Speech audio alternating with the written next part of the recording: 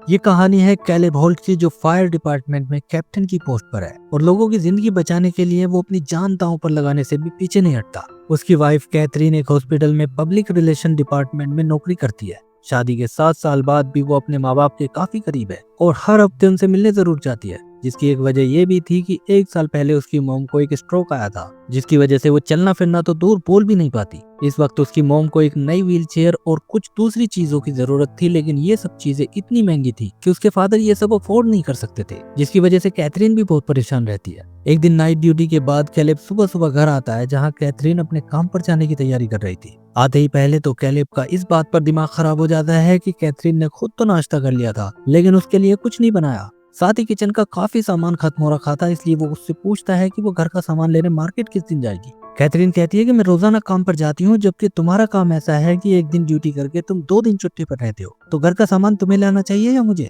साथ ही वो कहती है कि घर की पेंटिंग और फर्नीचर जैसे कामों पर पैसा खर्च करने की बजाय तुम एक बोट के लिए पैसे क्यों बचा रहे हो? क्या बोट घर के खर्चों से ज्यादा जरूरी है? उसकी इन बातों पर कैलेब को गुस्सा आ जाता है और वो कहता है कि नाश्ता तो मेरे लिए बनाया नहीं, ऊपर से लेक्चर दे रही हो। वो कहता है कि मैं कई साल से अपनी बोट के लिए पैसे जोड़ रहा हूँ और पेंटिंग जैसे फालतू कामों पर खर्च करके मैं उन्हें बर्बाद नहीं कर सकता। ये सुनकर गुस्से से पैर पटकती हुई कैथरीन अपने काम पर निकल जाती है और रोजाना की तरह आज भी उनके दिन की शुरुआत तू मैं के साथ ही होती है। इसके बाद जिम के दौरान कैलेब अपने दोस्त माइकल, जो कि उसकी टीम का ही एक फायर फाइटर है, उससे कहता है कि हर जगह लोग मेरी इज्जत करते हैं, लेकिन मेरे घर में ही मेरी इज्जत नहीं है। माइकल उसे समझाता है कि औरत एक गुलाब की तरह होती है, अगर सही से उसकी केयर की जाए तो वो खिल उठती है, लेकिन अगर उस पर ध्यान नहीं दिया तो वो मुरझा भी जाती है। माइकल कैलेब से कहना चाहता था कि उसे कैथरीन का ज्यादा ख्याल रखना चाहिए, लेकिन कैलेब को उसकी ये बात बकवास लगती है, क्योंकि उसे लगता था कि वो ऑलरेडी कैथरीन का बहुत ख्याल रखता है। रात को कैलेब घर लौटता है तो देखता है कि कैथरीन ने खुद तो पिज्जा खाकर डिनर कर लिया था, लेकिन कैलेब के लिए आज भी उसने कुछ नहीं बनाया था। कैथरीन आज भी यही कहती है कि वो उससे बात तो करता नहीं है, ना ही बताकर जाता है कि वो घर कब आएगा। कैलेब को आज फिर से उस पर गुस्सा आ जाता है और दोनों में फिर से बहस शुरू हो जाती है। कैथरीन कहती है कि हफ्ते के 7 दिन नौकरी करने के बाद भी घर के सारे काम मुझे ही करने पड़ते हैं, सारे कपड़े, सारे बर्तन और घर का सामान भी मुझे ही लाना पड़ता है। कैलेब कहता है कि ये घर मैंने खरीदा है और दोनों के लिए कार भी मेरे पैसों से ही खरीदी गई है, इतना कुछ करने के बाद भी घर का काम मैं करूं। कैथरीन कहती है कि घर के दूसरे सारे बिल तो मैं ही भरती हूँ ना।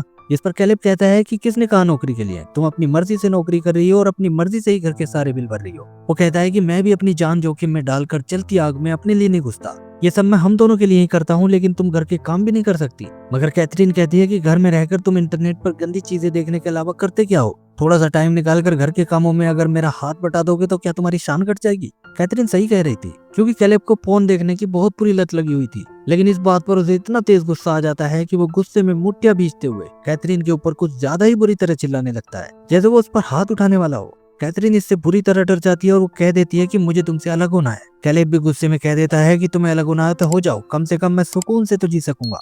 ये कहकर वो गुस्से में बाहर चला जाता है और अंदर कैथरीन अपनी शादी की अंगूठी को एक ड्रॉवर में डाल देती है। अगले दिन कैलेब माइकल को रात की बात बताकर कैथरीन को गलत साबित करने की कोशिश कर रहा था, जबकि कैथरीन अपनी फ्रेंड से सारी गलती कैलेब की बताती है। कैलेब को लगता था कि उनका रिश्ता बिल्कुल ठीक चल रहा था, फिर अचानक कैथरीन उससे बदतमीजी करने लगी। वो कहता है कि कैथरीन मेरी जरा सी भी इज्जत नहीं करती और कुछ कह देता हूँ तो जरा सी बात पर रोने लगती है, जबकि कैथरीन के हिसाब से उनके रिश्ते में काफी पहले से दरार आई हुई थी। वो कहती है कि कैलेब उसे बिल्कुल भी नहीं समझता, वो उसकी जरूरतों का ख्याल नहीं रखता और बार बार कहने पर भी उसकी कोई बात नहीं सुनता। दोनों एक दूसरे की गलती बता रहे थे, लेकिन एक बात वो दोनों एक ही तरह से कहते हैं कि अब वो एक साथ नहीं रह सकते। मगर कैथरीन अपनी फ्रेंड्स को बता दिया कि मैं घर से नहीं जाऊंगी, क्योंकि इस घर से अगर कोई निकलेगा तो वो कैलेब निकलेगा, मैं नहीं।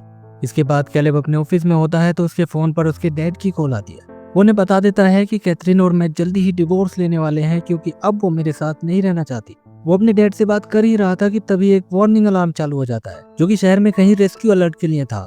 कैलेब अपनी टीम के साथ जल्दी से एक कार एक्सीडेंट स्पॉट पर पहुंच जाता है, जहां रेस्क्यू के दौरान कैलेब का दोस्त माइकल ट्रेन की चपेट में आने से बाल बाल बचता है। अगले दिन कैलेब से मिलने उसके मॉम डैड घर पर आ जाते हैं। वो उन्हें बताता है कि कैथरीन मुझसे ढंग से बात तक नहीं करती। मैं घर में एंटर होता हूँ और वो झगड़ा करना शुरू कर देती है, जैसे मैं उसका कोई दुश्मन हूँ। ये सुनकर कैलेब की मोम उसे समझाने लगती है कि कैथरीन को हम अच्छी तरह जानते हैं, वो बिना वजह के झगड़ा नहीं कर सकती। उनकी इस बात पर वो गुस्से में कहता है कि आप तो उसकी साइड ले रही हो। कैलेब अपनी मोम को ज्यादा पसंद नहीं करता था, क्योंकि उसे लगता है कि बचपन से आज तक वो हर बात पर उसी की गलती निकालती रहती है। कैलेब कहता है कि क्या घर के काम करने से ही मैं एक अच्छा हस्बैंड बनूंगा? मैं सब नहीं कर सकता, क्योंकि मेरे ऊपर भी मेरे काम का बहुत ज्यादा प्रेशर रहता है। कैलेब की मोम उसकी हेल्प करना चाहती थी, लेकिन कैलेब को उसके और उसके डैड के बीच में अपनी मोम का दखल देना बिल्कुल भी अच्छा नहीं लगता, इसलिए वो अपने डैड से बात करने के लिए उन्हें बाहर ले जाता है। कैलेब के डैड उसे समझाते हैं कि तुम्हें कोर्ट में विश्वास रखना चाहिए, वही तुम्हारे और कैथरीन के बीच की दूरियों को ठीक करेंगे। वो बताते हैं कि किसी वक्त मेरी हालत भी बिल्कुल तुम्हारी जैसी थी, लेकिन गॉड ने मेरी मदद की और तुम्हारी मॉम के साथ मेरा रिश्ता आज भी बहुत अच्छा है। कैलेब उनसे कहता है कि मेरी प्रॉब्लम आपकी प्रॉब्लम से अलग है, उसमें गॉड कुछ नहीं कर सकते हैं। उसके डैड जानते थे कि कैलेब गॉड में ज्यादा विश्वास नहीं करता, इसलिए अब वो उससे पूछते हैं कि अपने रिश्ते को बचाने के लिए क्या तुम कुछ नहीं करोगे। कैलेब कहता है कि ये मेरा नहीं बल्कि कैथरीन का फैसला है, मैं इसमें कुछ नहीं कर सकता। उसे डिवोर्स चाहिए, मैं डिवोर्स दे दूंगा, बस मुझे शांति से जीना है।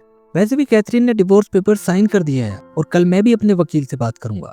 कैलेब की बातें सुनकर उसके डैड समझ गए थे कि वो अपने रिश्ते को सुधारने के लिए कोई भी कोशिश नहीं करेगा, इसलिए जाते वक्त वो उससे कहते हैं कि तुम्हें मेरी बात मानकर सिर्फ 40 दिन तक डिवोर्स के पेपर्स पर साइन नहीं करना है, उसके बाद तुम जो चाहे कर सकते हो। कैलेब उनकी ये बात भी नहीं सुनना चाहता था, लेकिन वो कहते हैं कि अपने रिश्ते के लिए नहीं तो मेरे लिए बस 40 दिन रुक जाओ। कल मैं तुम्हारे पास कोई चीज भेजूंगा जिसमें कुछ ऐसा लिखा है जो कि तुम्हें पूरे 40 दिन करना है।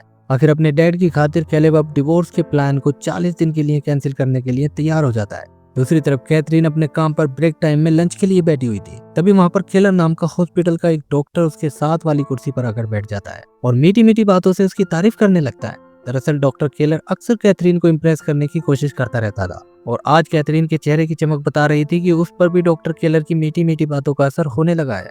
उधर अपने काम पर कैलेब माइकल को 40 दिन के बारे में बता देता है और उसके पूछने पर बताता है कि मैं कैथरीन को इस बारे में कुछ भी नहीं बताऊंगा। उसने डिवोर्स फाइल कर दिया और 40 दिन के बाद मैं भी उस पर साइन कर दूंगा, क्योंकि हम दोनों के बीच अब कुछ नहीं रह गया है। 40 दिन के लिए भी मैं सिर्फ अपने डैड का दिल रखने के लिए डिवोर्स कैंसिल कर रहा हूँ। माइकल कैलेब को समझाता है कि जब दो लोग शादी के बंधन में बन जाते हैं तो फिर कैसे भी हालात हो इसे निभाया ही जाता है। फिर चाहे आपका पार्टनर अच्छा हो या बुरा, अमीर हो या गरीब, तंदुरुस्त हो या बीमार, उसका साथ फिर कभी नहीं छोड़ा जाता। अगले दिन कैलेब के पास एक कुरियर आता है जिसके अंदर उसके डैड ने उसके लिए एक डायरी भेजी थी। इस डायरी के पहले पेज पर ही लिखा था लव डेयर। आगे इस डायरी में उन्होंने कैलेब के अगले 40 दिनों के लिए 40 टास्क लिखे हुए थे, जिनमें से एक टास्क उसे हर रोज पूरा करना होगा। ये सब उन्होंने अपने हैंडराइटिंग में ही लिखकर भेजा था और कैलेब के लिए लिखा था कि इन 40 टास्क को किसी भी दिन हल्के में मत लेना। ये थोड़े मुश्किल हो सकते हैं, लेकिन अगर 40 दिन तक हर रोज तुम एक टास्क पूरा कर लेते हो तो यकीन मानो 40 दिन बाद तुम्हारी जिंदगी और तुम्हारे रिश्ते में एक खुशनुमा बदलाव आ जाएगा।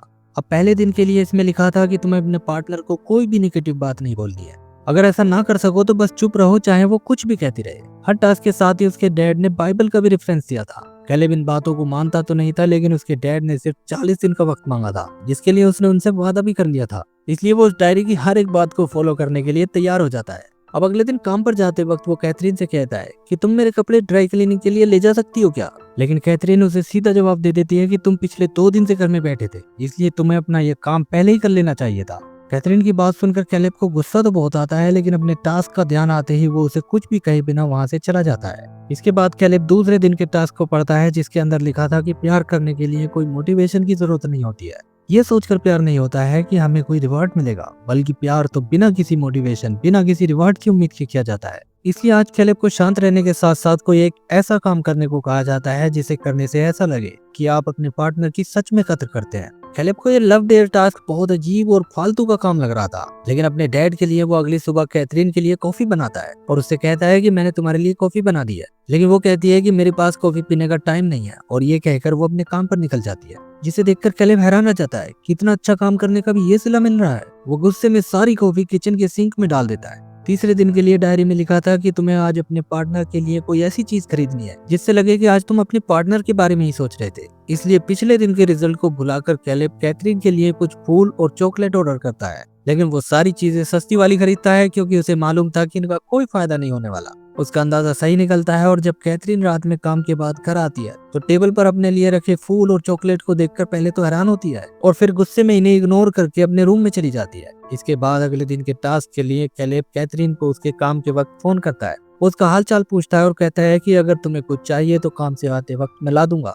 कैथरीन हैरान होकर उससे कहती है कि तुमने आज तक मुझसे ये बात नहीं पूछी, फिर आज क्या बात है? कैलेब उसे कुछ नहीं बता पाता क्योंकि ये सब वो उसके लिए नहीं बल्कि अपने डैड के लिए कर रहा था। आखिर कैथरीन उसे कह देती है कि मुझे किसी चीज की जरूरत नहीं है। इस तरह कैलेब अपने चौथे दिन का टास्क भी पूरा कर लेता है, लेकिन कैथरीन को अचानक उसका ये अजीब बर्ताव देखकर उसके ऊपर कुछ शक होने लगता है। वो इस बारे में अपनी फ्रेंड को बताती है, जो कैथरीन को कुछ इस तरह भड़काती है जिससे घर आते ही आज वो कैलेब से कहती है कि मुझे पता है तुम क्या करने की कोशिश कर रहे हो। तुम ये सारी चीजें इसलिए कर रहे हो ताकि डिवोर्स के टाइम तुम ज्यादा प्रॉपर्टी प्रॉपर्टी ले लो, लेकिन ऐसा नहीं होगा, तुम्हें अपने हिस्से से एक पैसा भी ज्यादा नहीं मिलेगा। इस बात पर कैलेब भी आज अपने गुस्से पर कंट्रोल नहीं कर पाता और वो गुस्से में कहता है कि ये सब मैं प्रॉपर्टी के लिए नहीं बल्कि तुम्हारी रिस्पेक्ट पाने के लिए कर रहा था। लेकिन कैथरीन कहती है कि रिस्पेक्ट ही पानी है तो फिर तुम ये क्या कर रहे थे। दरअसल कैथरीन जब घर आई थी तो उस वक्त कैलेब इंटरनेट पर पोर्न देखने में लगा हुआ था, इसलिए उसे चुप रहना पड़ता है, वरना झगड़ा आज बहुत पड़ सकता था। कैथरीन उससे कहती है कि इस तरह गंदे काम करने वाले इंसान की मैं कभी इज्जत नहीं कर सकती। ये कहकर वो अपने रूम में चली जाती है और कैलेब को इतना तेज गुस्सा आता है कि वो अपने डैड को कॉल करके कहता है कि बस बहुत हो गया, मैं अब ये लव डेयर टास्क नहीं करने वाला,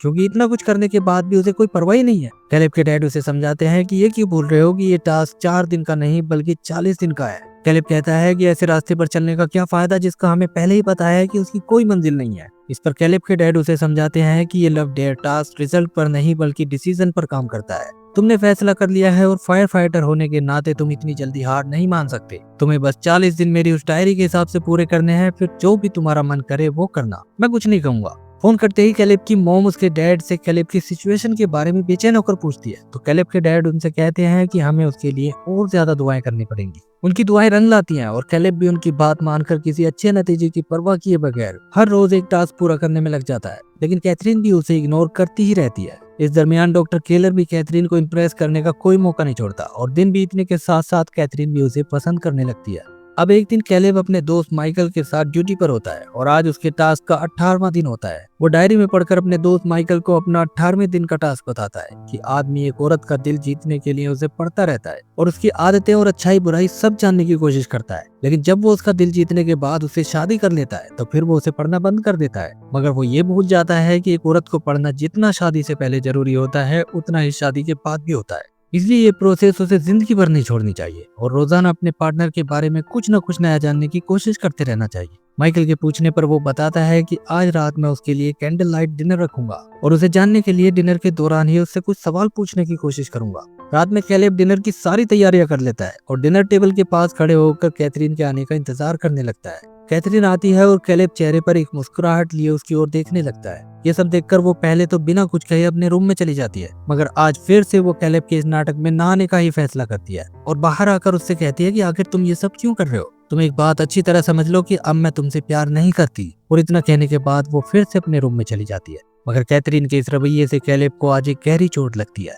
18वें दिन तक आते आते वो इन सारे टास्क को पूरे दिल से करने लग गया था, लेकिन आज उसका सब्र टूट जाता है। उसकी आंखों से आंसू बाहर निकलने की जोरदार कोशिश कर रहे थे, लेकिन वो इन्हें रोक लेता है और ये सब खत्म करने के लिए अपने डैड को कॉल करता है। उसके डैड उसे समझाने की काफी कोशिश करते हैं कि अब वो आधे रास्ते तक आ गया है, लेकिन जब कैलेब आज उनकी कोई बात नहीं मानता तो अगले दिन वो उससे मिलने के लिए घर आ जाते हैं और काफी वक्त तक उसकी बातें सुनने के बाद कहते हैं कि लगता है तुम सिर्फ उस डायरी में लिखे टास्क को ही पढ़ते हो, उसके नीचे लिखे बाइबल के वर्सेस तुम नहीं पढ़ते। वो उसे समझाते हुए कहते हैं कि तुम्हें ये टास्क पूरे करने के साथ साथ कोर्ट से भी हेल्प मांगनी चाहिए। कैलेब कहता है कि आप अच्छे से जानते हैं कि मैं गॉड के चक्करों में नहीं पड़ना चाहता, वैसे भी गॉड का इस सबसे क्या लेना देना। मैं कैथरीन को पिछले कुछ दिनों से प्यार दिखाने की कोशिश कर रहा हूँ, लेकिन वो फिर भी मुझे बुरी तरह रिजेक्ट किए जा रही है। एक इंसान हमें बार बार रिजेक्ट किए जा रहा है, ये जानते हुए भी हम उससे कैसे प्यार कर सकते हैं। कैलेब की ये बात सुनकर उसके डैड कहते हैं कि ये तुमने अच्छा सवाल पूछा है और इसका जवाब ये है कि हम वो चीज किसी को कैसे दे सकते हैं जो हमारे पास है ही नहीं। फिर वो उसे समझाते हैं कि हम गॉड को भी हर बार रिजेक्ट करते हैं,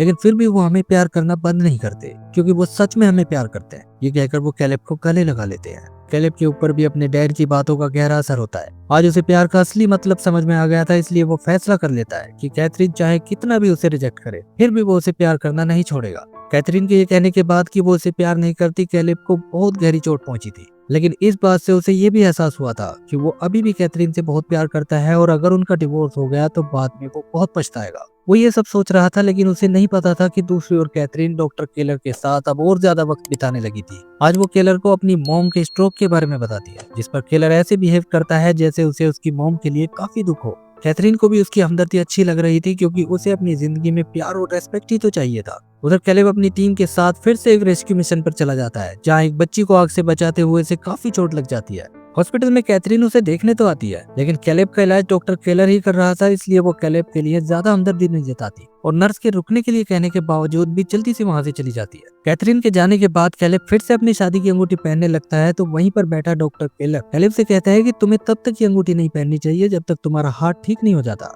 कैलेब को डॉक्टर केलर के इरादों के बारे में कुछ नहीं पता था, लेकिन फिर भी वो कहता है कि अब तो ये अंगूठी पहनने से ही मेरा हाथ ठीक होगा। यानी अब वो गॉड के साथ साथ सच्चे प्यार की ताकत पर भी भरोसा करने लग गया था। इसके बाद कैलेब को आराम करने के लिए कुछ दिन की छुट्टी मिल जाती है और आज इंटरनेट चलाने के लिए वो अपना कंप्यूटर खोलता है। तभी कंप्यूटर स्क्रीन पर एक पोर्न कंटेंट का पॉपअप आ जाता है, क्योंकि वो अक्सर इंटरनेट पर यही चीजें देखता था। लेकिन आज कैलेब अपने आप को इसे देखने से रोकने की पूरी कोशिश करता है, मगर जब उसे इसमें बहुत मुश्किल होती है तो वो अपने डैड की डायरी उठाकर अपना आज यानी 23वें दिन का टास्क पढ़ने लगता है। इत्तेफाक से 23वें दिन का उसका टास्क भी उसकी इसी प्रॉब्लम से जुड़ा था। इसमें लिखा था कि कभी कभी प्यार के अंदर कोई पैरासाइट लग जाता है, जो कि किसी बुरी आदत जैसे गैम्बलिंग, ड्रग्स और पोर्नोग्राफी के रूप में हो सकता है। अगर जल्द से जल्द इसे दूर नहीं किया गया तो ये पैरासाइट दो लोगों के बीच के प्यार को धीरे धीरे खत्म कर देता है। इसे पढ़कर कैलेब अपने कंप्यूटर की तरफ देखता है और आज वो अपने कंप्यूटर को बाहर ले जाकर उसे तोड़ देता है। काम के बाद घर आने पर कैथरीन कैलेब के कंप्यूटर को टूटा हुआ देखकर हैरान रह जाती है। वो अंदर जाती है तो कंप्यूटर की टेबल पर उसे फूलों के गुलदस्ते के साथ एक नोट भी मिलता है,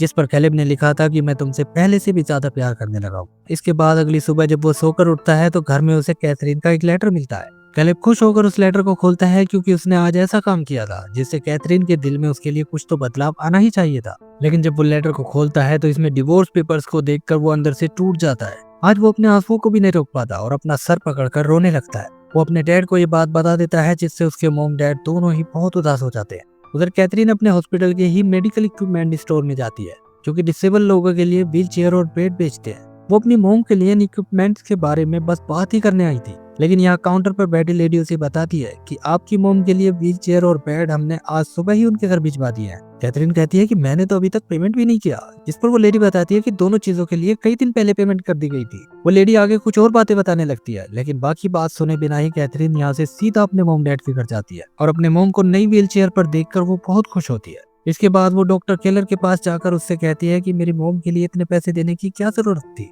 केलर कहता है कि ये तुम्हारा बड़प्पन है, वरना मैंने जो किया वो इतना ज्यादा भी नहीं था। कैथरीन उसका शुक्रिया करती है और उसका हाथ थामकर उससे साथ में लंच के लिए पूछती है। वो पहले ही डॉक्टर केलर से बहुत इम्प्रेस थी, लेकिन अब $24,000 की बड़ी रकम से उसके मॉम डैड की हेल्प करने की वजह से कैथरीन उसे पसंद भी करने लगती है। दूसरी ओर कैलेब घर में सफाई कर रहा था, तभी वो अपनी वाइफ के कमरे में डॉक्टर केलर का भेजा हुआ लव लेटर देखता है। इस लेटर को देखकर वो हैरान रह जाता है। उसे ये अंदाजा भी नहीं था कि अपनी वाइफ के साथ उसके झगड़े का कोई और ही फायदा उठा रहा है। वो उसी वक्त डॉक्टर केलर से मिलने के लिए चला जाता है और जाते ही दांत पीसते और मुठ्ठियां बीचते हुए उसे ऐसी धमकी देता है, जिससे डॉक्टर केलर बुरी तरह डर जाता है और कैलेब के जाने के बाद ड्रॉवर में रखी अपनी अंगूठी को देखने लगता है। यानी कि असल में डॉक्टर केलर एक शादीशुदा आदमी था और वो धोखे से कैथरीन का फायदा उठाना चाह रहा था। लेकिन कैलेब की धमकी के बाद कैथरीन जब उससे लंच पर चलने के लिए पूछने आती है तो वो उससे काम का कोई बहाना बना देता है और नजरें फेर कर वहाँ से चला जाता है, जिससे कैथरीन हैरान रह जाती है कि कल तो डॉक्टर केलर ने उसे लव लेटर दिया था, फिर अचानक उसे क्या हो गया। अगली सुबह कैलेब उठकर देखता है कि कैथरीन का पर्स घर में ही रखा है। वो उसके रूम में जाकर देखता है कि वो अपने बेड पर लेटी हुई है। आज उसे बुखार था, इसलिए कैथरीन के मना करने के बावजूद भी कैलेब उसके लिए बाहर से दवाई ले आता है।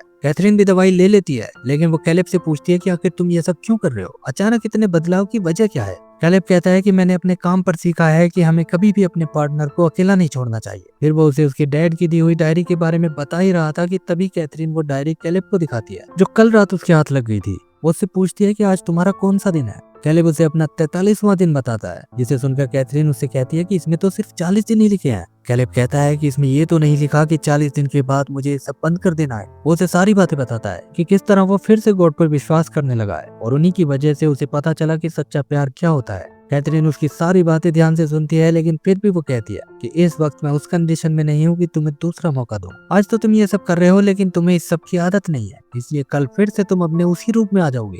कैलेब कहता है कि ठीक है, लेकिन एक बात मेरी भी सुन लो। ये कहकर वो भीगी आंखों और कांपते होठों के साथ उससे माफी मांगता है। वो कहता है कि मैंने पिछले 7 सालों में तुम्हें बहुत परेशान किया है, लेकिन अब मुझे पता चल गया है कि मैं कितना सेल्फिश था और सिर्फ अपने बारे में सोचता था। कैलेब काफी ज्यादा इमोशनल हो जाता है और उसका ये रूप देखकर कैथरीन के भी आंखों में आंसू बह निकलते हैं। वो कहती है कि अगले हफ्ते में डिवोर्स के पेपर्स अपने वकील को देने के लिए जा रही है, इसलिए तब तक मुझे सोचने का वक्त चाहिए। कैलेब कहता है कि तुम्हें जितना भी वक्त चाहिए तुम ले लो, लेकिन इतना याद रखो कि मैं अपनी बाकी जिंदगी सिर्फ तुम्हारे साथ बिताना चाहता हूँ। इतना कहकर वो वहाँ से चला जाता है। अगले दिन कैथरीन फिर से उस मेडिकल इक्विपमेंट स्टोर पर जाती है और कहती है कि मुझे अपनी मॉम के लिए बेडशीट और खरीदनी है, क्योंकि डॉक्टर केलर ने जो पैसे दिए थे उनमें बेडशीट शामिल नहीं थी। डॉक्टर केलर का नाम सुनकर स्टोर में बैठी लेडी हैरान रह जाती है और कैथरीन को बताती है कि वो इक्विपमेंट्स डॉक्टर केलर ने नहीं बल्कि आपके हस्बैंड ने खरीदे थे। डॉक्टर केलर ने तो $24,300 में से सिर्फ $300 दिए थे।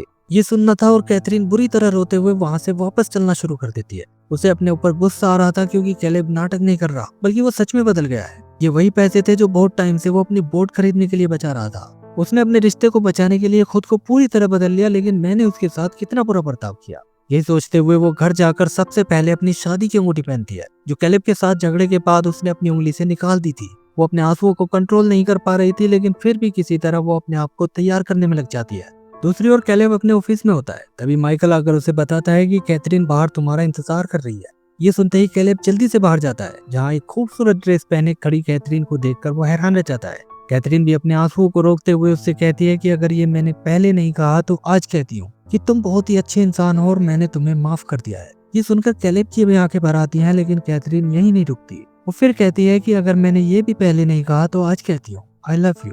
क्या तुम मेरे साथ बूढ़े होना चाहोगे? ये सुनते ही कैलेब खुश होकर कैथरीन को अपने गले से लगा लेता है और वो दोनों एक दूसरे को किस भी करते हैं, जिसे देखकर कैलेब का दोस्त माइकल भी बहुत ज्यादा खुश होता है। ये बात जब कैलेब के मॉम डैड को पता लगती है तो वो दोनों बहुत खुश होते हैं और गॉड का शुक्रिया करते हैं।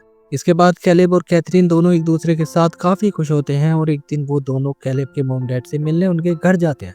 कैलेब को लगता था कि ये लव डेयर टास्क उसके डैड ने उसकी मॉम के लिए किया होगा, लेकिन उसके डैड बताते हैं कि मैं तो तुम्हारी मॉम को छोड़ना चाहता था, लेकिन उसने मेरे लिए गॉड से बहुत ज्यादा प्रेयर की और ये लव डेयर टास्क भी उसी ने मेरे लिए किया था। उसने मुझे कभी जाने ही नहीं दिया और आज मैं तुम्हारी मॉम से बहुत ज्यादा प्यार करता हूँ। ये सुनकर कैलेब एकदम से शॉक रह जाता है और उसकी आंखों में आंसू आ जाते हैं, क्योंकि वो अपनी मॉम को बहुत गलत समझता था। उसे उनका कुछ भी कहना और फोन करना भी बिल्कुल अच्छा नहीं लगता था। अब वो दौड़ते हुए जल्दी से अपनी मॉम के पास जाता है। जाते ही वो उन्हें गले लगा लेता है और रोते हुए अपने बर्ताव के लिए उनसे माफी मांगता है। इस तरह माँ और बेटे का प्यार देखकर कैलेब के डैड और कैथरीन दोनों ही बहुत खुश होते हैं। इसके कुछ दिन बाद कैलेब और कैथरीन एक दूसरे के साथ एक बार फिर से शादी कर लेते हैं, क्योंकि उनकी जिंदगी की एक नई शुरुआत होने वाली है। उन्होंने अब समझ लिया है कि आखिर प्यार होता क्या है। प्यार किसी भी रिवॉर्ड के लिए नहीं किया जाता, बल्कि प्यार वो है जो आप किसी से बिना किसी रिवॉर्ड की उम्मीद के करते हैं और बस करते ही जाते हैं। इसी के साथ ये मूवी यहीं पर एंड हो जाती है।